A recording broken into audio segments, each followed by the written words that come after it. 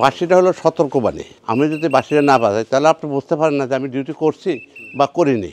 আমি ডিউটিটা করে দেখি মানুষজন চিন্তা ঘুমায়, তারা কোনো চিন্তা করে না, কারণ কোনো কিছু আইলে আমি তাদেরকে সিগন্যাল দিই বলে 3টা পাশে শু দিই, এবং সেটার ধরন হলো আলাদা। তখন তারা এটা বুঝে যায় বা ডাক দেয়, শিক্ষা দেয়, তখন তারা বেরিয়ে আসে। বাঁশিটা হলো সিকিউরিটি গার্ডের হিসাব কিতাব। তবে আর্মিতে করলাম ফলিনের জন্য বাঁশি বা কমানোর জন্য বাঁশি, ওইটা করলাম কোনো সিকিউরিটি গার্ডের নিয়ন্ত্রণে না।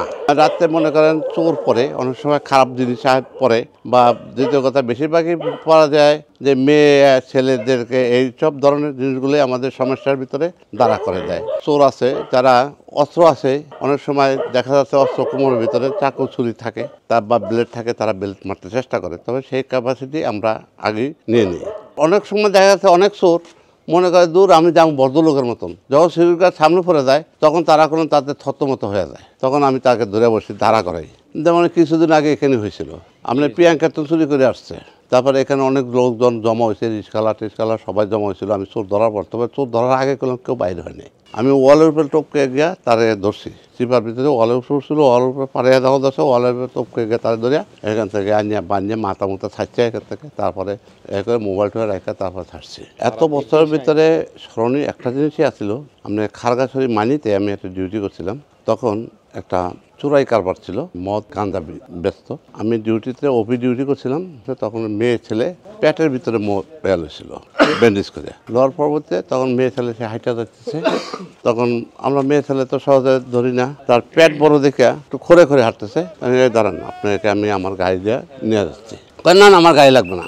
আমি দেখেন আপনি যেখানে যাবেন কোনো ভয় নেই, আপনার গাড়ি দিয়ে চলেন, উনি উঠবে না। তখন আমার একটা সন্দেহ লেগে গেল যে আপনি কোথায় বাড়ি, কোথায়? আমার বাড়ি চট্টগ্রামে, রাউজান। আমি রাউজানের মানুষ এখানে, এই আমার সন্দেহ। আমি আমার বাপের বাড়িতে এসেছি। বাপের বাড়ি কোথায়?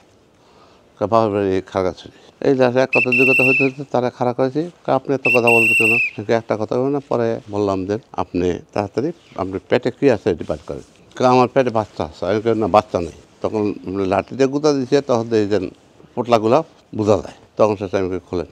পরবর্তী ও নিজে অনেক কিছু চেষ্টা করছে যে আপনি টাকা নেন, ওইটা এটা করেন সেটা করেন, আমি তাকে ছাড়িনি। তখন তাকে 5 থানায় এনে আমি দিয়ে দিচ্ছি। একটা ব্যাঙ আছে এখানে বিশাল বড়, এটা রাত্র 3টা সাড়ে 3টার দিকে এটা জ্বলে ওঠে মাঝে মাঝে, এটা পানি থেকে উঠে ওটা জ্বলে, আবার ধারে গেলে আর নাই। ডিউটিতে আমার কোনো ক্লান্ত নাই, ভালোভাবে ডিউটি করতে চেষ্টা করি, এবং ডিউটি আমি পয়সা খাইতে বইয়া থেকে পয়সা খাইতে চাই না, আমি ডিউটি করে পয়সা খাইতে চাই। অনেক সময় সিকিউরিটি গার্ডদেরকে সবাই ছোট মনে করে, আমার তো আর উপায় নাই যে ছোটকে বড় হওয়ার মতো কোনো উপায় নাই, আল্লাহর কাছে বলি